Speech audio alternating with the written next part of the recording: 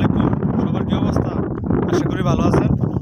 আজকে আলম ভাইয়ের সাথে এখানে আসছি, আসার পরে আলম ভাইয়ের পেয়ে গেলাম। আলম ভাই কি অবস্থা আপনার? ভাই, আপনি ভাই পলাই দিচ্ছেন কি রে? বুঝলাম না। রুমে যাইতে পারি পুলিশের ডরে আপনি ইকামা নাই। না, আমার একে মানে কাফি ভাই, আপনি একটু আমার একটু হেল্প করেন ভাই। এখন ভাই আমার কাছে একটা ব্যবস্থা আছে। হ্যাঁ ভাই। আমি ইকামা ভাড়া দিই, বুঝছেন? হ্যাঁ হ্যাঁ আমার একদিনের লেগে ইকামা ভাড়া হয়েছে 20 রিয়াল।